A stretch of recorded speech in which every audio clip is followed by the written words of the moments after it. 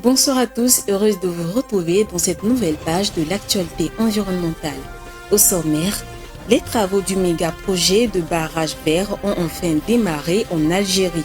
Ce projet vise à reboiser 1 million d'hectares de steppes d'ici 2030. Les autorités centrafricaines ont procédé à l'inauguration de la deuxième centrale solaire de Donzi. Elle permettra de fournir l'électricité à 250 000 habitants de la capitale Bangui. Au Sénégal, les éleveurs sont aux abois face au changement climatique qui impacte négativement leurs activités. Plus de précisions dans un instant. C'était les titres. Bienvenue.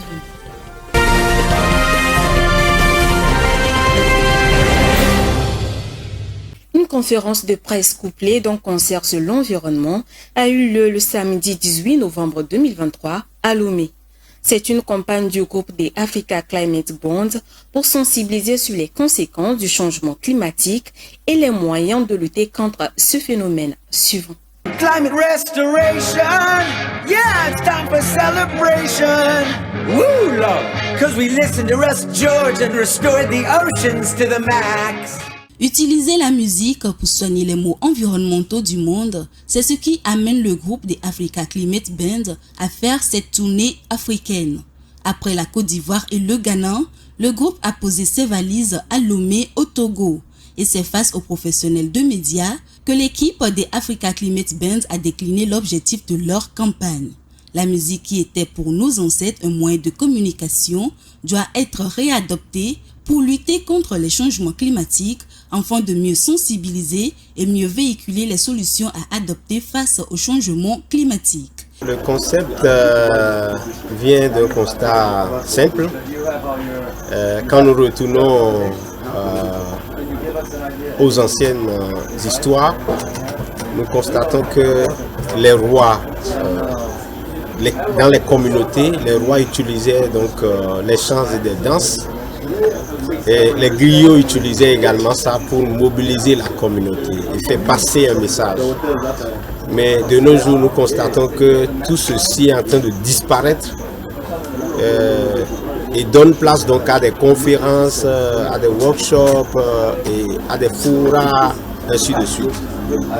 Nous avons constaté que à travers cela, on n'arrive vraiment pas à passer le message. Et de façon comparée, nous avons constaté que la meilleure façon de transmettre le message climatique, c'est à travers la musique. Donc, retourner aux anciennes pratiques, retourner aux anciennes bonnes pratiques, qui est d'utiliser donc la musique pour faire passer le message.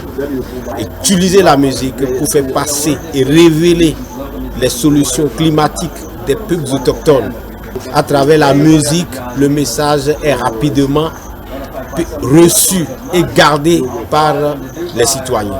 Cette initiative est une initiative pérenne parce que juste après la COP, nous allons continuer des éditions pour que dans le programme, c'est que nous visitons les peuples autochtones, les communautés à la base pour apprendre les bonnes pratiques climatiques et sur la base de ça, écrit maintenant des scripts de chansons qui vont constituer un message qu'on va révéler, qu'on va passer par la musique, par les chants et les danses. À la fin des échanges, s'en est suivi un concert live.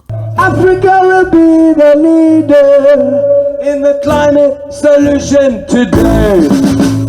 Africa will be the leader. Africa will be the leader. Africa will be the leader.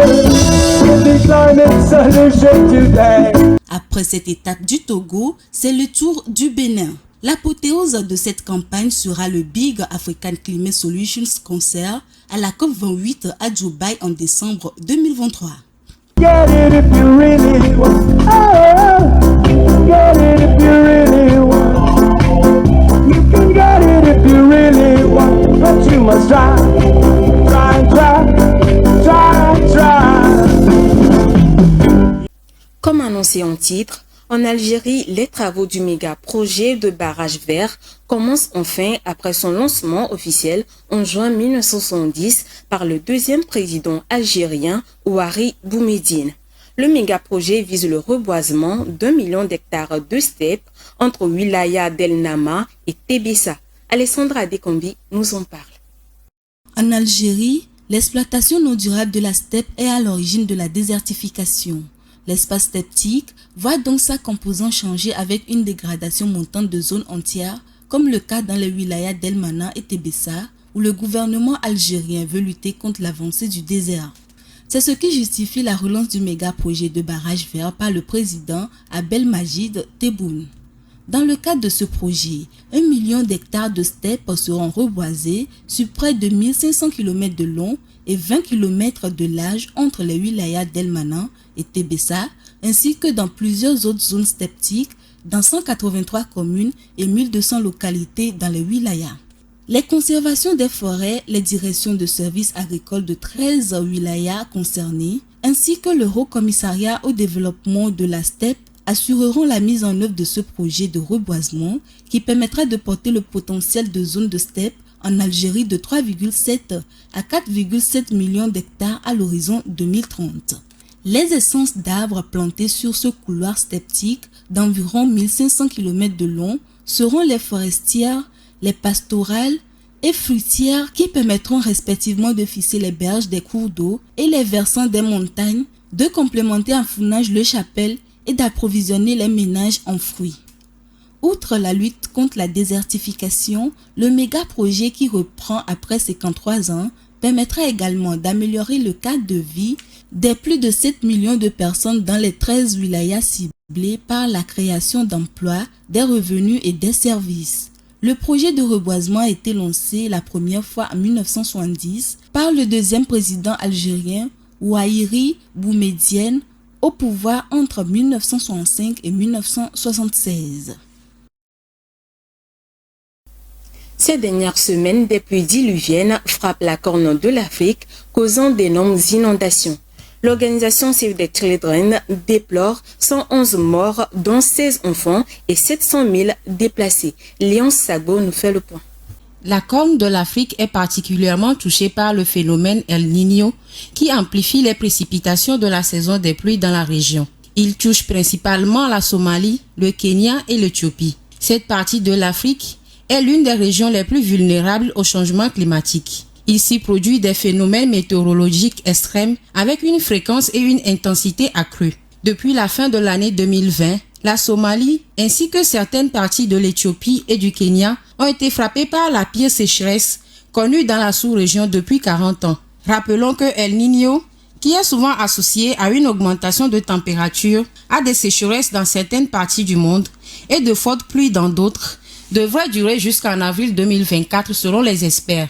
Ce phénomène météorologique a déjà fait des ravages en Afrique de l'Est, notamment d'octobre 1997 à janvier 1998, avec de gigantesques inondations à la suite des pluies torrentielles. Elles avaient fait plus de 6 000 morts dans 5 pays de la région.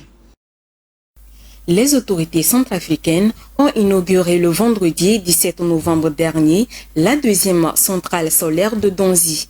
Cette nouvelle centrale solaire est destinée à fournir de l'électricité à 250 000 habitants de sa capitale, Bangui. Les travaux sont financés à hauteur de 19 milliards de francs CFA par la Banque mondiale. Plus de précisions dans le récit qui suit.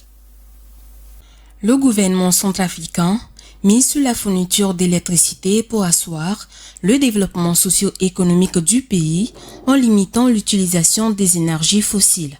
Le nouveau parc solaire de Donzi, doté de 25 MW, fournira de l'électricité à 250 000 habitants de la capitale, doublant pratiquement la capacité de production d'électricité du pays. Le projet a été financé à hauteur de 19 milliards de francs CFA par la Banque mondiale.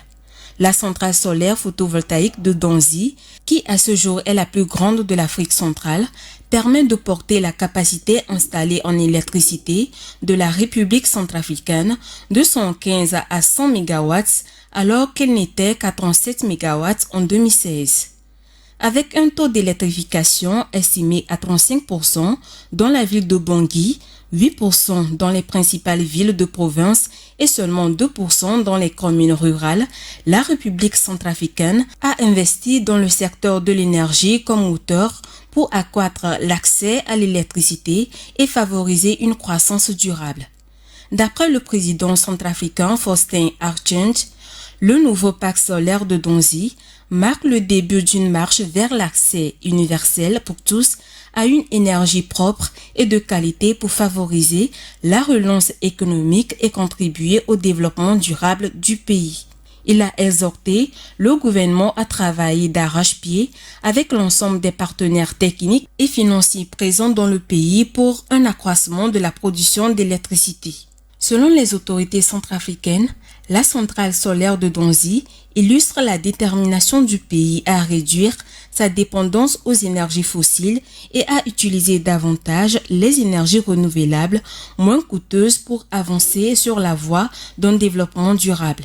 La centrale permettra aussi de remplacer plus de 90% d'énergie actuellement produite par le gasoil, tout en générant plus de 4 millions de dollars par an à la Compagnie nationale d'électricité. Elle contribuera également à une réduction nette des émissions du dioxyde de carbone. L'Union européenne veut agir de façon concrète dans le nettoyage de la planète. Dans cette logique, les États membres de l'UE sont parvenus à un accord en fin de semaine dernière. Un consensus qui vise à interdire en partie ces exportations de déchets plastiques vers les pays pauvres. Viva Samana pour plus de détails. L'Union européenne marque un nouveau pas dans le combat face à la pollution plastique. Ainsi, en marge des négociations mondiales sur la pollution plastique qui se sont déroulées à Nairobi au Kenya, les pays de l'UE ont conclu un accord le 16 novembre dernier pour réviser le règlement sur les transferts de déchets vers les pays tiers. Selon la députée danoise en charge du projet Pernille Weiss, l'Union européenne va enfin endosser la responsabilité de ces déchets. Elle précise que les déchets sont une ressource lorsqu'ils sont correctement gérés, mais doivent en aucun cas nuire à l'environnement ou à la santé humaine. Les législateurs européens et les États membres de l'Union européenne se sont accordés sur un arrêt total des exportations de déchets plastiques vers les pays n'appartenant pas à l'OCDE qui regroupe une trentaine de pays riches et industrialisés. La responsable de projet à l'agence d'investigation environnementale Lauren Ware se félicite de cette décision. Ceci montre que l'Union européenne commence en fait à assumer la responsabilité de son rôle dans l'urgence mondiale de la pollution par les plastiques. Il appartient désormais aux États membres de veiller à ce que tout soit mis en œuvre pour que les futures exportations de déchets plastiques de l'UE soient gérées dans le respect de l'environnement et n'aient pas d'incidence négative sur les capacités de recyclage des pays destinataires. Le président comorien et président en exercice de l'Union africaine, Azali Assoumani, a déclaré dans un discours qu'il est temps d'agir concrètement en vue de la mobilisation des financements nécessaires à la sauvegarde de la planète. La population doit prendre en compte les enjeux de la crise climatique afin de lutter pour la protection de l'environnement. Regardez. Les changements climatiques aux Comores, archipel situé au sud-ouest de l'océan Indien, se manifestent par des phénomènes cycloniques de plus en plus importants. Les conséquences de ces cyclones sont souvent néfastes pour l'économie et les populations. Les effets dévastateurs du changement climatique sur les pays, leurs habitants, les écosystèmes et leur économie ne sont plus à démontrer d'après le président comorien Azali Assoumani. Pour lui, il est important et urgent de développer une stratégie commune pour des projets liés au climat, avec un programme de travail et un portefeuille de projets d'investissement pour anticiper et préparer les demandes de financement auprès des mécanismes existants. Le président de l'Union des Comores a tenu à saluer tous ceux qui militent dans la préservation des ressources naturelles de la planète. Selon lui, il est temps de passer aux actes concrets afin de trouver des solutions de financement des projets. À cet effet, une coordination solide et l'engagement des États leaders dans chaque bassin forestier et tropical sera nécessaire pour parvenir à une coalition durable au service de la lutte contre les changements climatiques en faveur de la croissance économique. Les éleveurs nomades du Sénégal sont confrontés au problème du changement climatique. Pour pallier à cette pression croissante, ils trouvent des moyens de s'adapter à cette situation. Léon Sabo nous en parle. Le pastoralisme soutient les populations du monde entier depuis des millénaires. Mais le changement climatique accentue la dégradation des environnements et la diminution des parcours sur lesquels perd le bétail. Cela menace ce mode de vie car il est pratiqué par plus de 50 millions de personnes en Asie, en Afrique, au Moyen-Orient et partout ailleurs. Les pasteurs se déplacent souvent avec leur bétail à la recherche de nouveaux pâturages. Ils s'adaptent aux environnements changeants et s'assurent de laisser derrière eux les terres en jachère pour se régénérer et repousser. Ce n'est pourtant pas le cas du Sénégal où la hausse des températures, la diminution de la végétation et le manque d'eau mettent en danger le pastoralisme. À côté de cela, les jeunes générations recherchent une vie moins épuisante et choisissent d'abandonner la vie d'éleveur. Selon les experts, laisser des terres en jachère pendant de longues périodes permettra aux éleveurs de réduire l'impact de l'agriculture animale sur l'environnement. Cette tradition pourrait servir de leçon à ceux qui font de l'élevage à grande échelle. La désertification dans la région du Sahel est également un problème avec l'activité humaine comme le surpâturage et la déforestation. Suivre les bergers pourrait donc s'avérer bénéfique pour tous. Le changement climatique modifie l'équilibre thermique de la Terre et a de nombreuses conséquences sur l'homme et l'environnement. Des points de bascule dans le système climatique aux conséquences imprévisibles et irrévocables pourraient bientôt être atteints. Retrouvons Rafi Tsumberiko dans ce récit. Il est scientifiquement impossible d'attribuer chaque événement météorologique au changement climatique actuel d'après les statistiques. Il est toutefois possible de prouver que le réchauffement mondial augmente la probabilité des phénomènes météorologiques extrêmes. Selon le 6e rapport de synthèse AR6 pour 2023, des changements largement répandus et rapides se sont manifestés dans l'atmosphère, l'océan, la cryosphère et la biosphère. Les conséquences directes du changement climatique provoqué par l'activité humaine sont les suivantes. La hausse des températures maximales, la hausse des températures minimales, la hausse du niveau de la mer, la hausse de la température des océans, l'intensification des précipitations, l'augmentation des cyclones tropicaux, l'augmentation des périodes d'aridité et de sécheresse, le recul de la glace de la mer Arctique et de la couverture neigeuse, le recul et la fonte des glaciers. Les conséquences indirectes du changement climatique, quant à elles, concernent directement la population et l'environnement.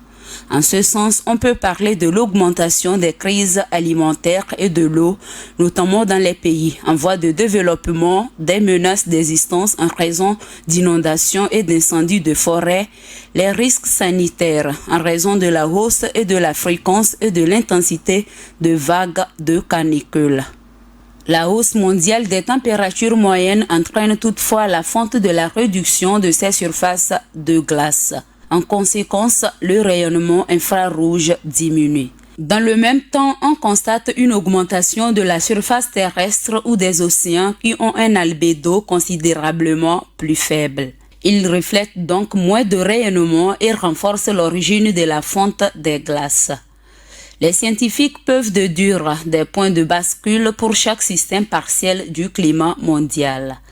Plus la température mondiale augmente, plus le système climatique est menacé. À un certain point, il sera impossible de revenir en arrière malgré tous les efforts. Selon le rapport 2021 du groupe d'experts intergouvernemental sur l'évolution du climat, des changements profonds et à long terme tels que la fonte des calottes glaciaires, la hausse des températures du niveau de la mer et l'acidification des océans sont en cours de manière irréversible. Parlons de changement climatique toujours, les humains ne sont pas les seules espèces affectées par la crise climatique de la planète. La faune et les habitats de la planète sont également confrontés à des changements considérables, parfois même catastrophiques. L'augmentation de la température peut déclencher l'effondrement des écosystèmes fragiles et d'énormes vagues d'extinction. Rafitou Mberiko. La Terre est aujourd'hui environ 1,1 degré Celsius plus chaude qu'elle ne l'était au 19e siècle. Selon les projections actuelles, les températures mondiales augmenteront de 2,7 degrés Celsius d'ici la fin du siècle.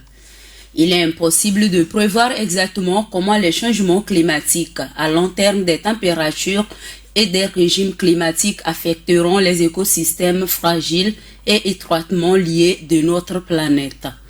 Les changements survenant dans une zone ont une incidence sur les autres zones et les animaux en ressentent les effets. Parmi les principales menaces d'origine climatique pour la faune sauvage, la perte d'habitat.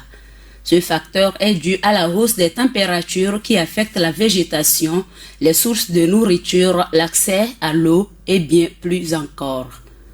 Les écosystèmes peuvent devenir inhabitables pour certains animaux, les obligeant à migrer en dehors de leur chemin habituel à la recherche de nourriture, de conditions vivables tout en provoquant la mort d'autres animaux. Outre ce facteur, on peut citer les catastrophes naturelles. Aujourd'hui déjà, les catastrophes naturelles liées au climat et aux conditions météorologiques telles que les sécheresses, les feux de forêt et les ouragans ont été multipliés par 5 par rapport il y a 50 ans. Ces catastrophes entraînent des pertes désastreuses de vie et d'habitat pour les communautés, les animaux domestiques et la faune sauvage. Le troisième facteur est le conflit entre l'humain et la faune sauvage. Le changement climatique intensifie les conflits entre l'humain et la faune sauvage en raison de la perte d'habitat et des événements climatiques extrêmes qui obligent les personnes et la faune sauvage à partager des espaces de plus en plus peuplés.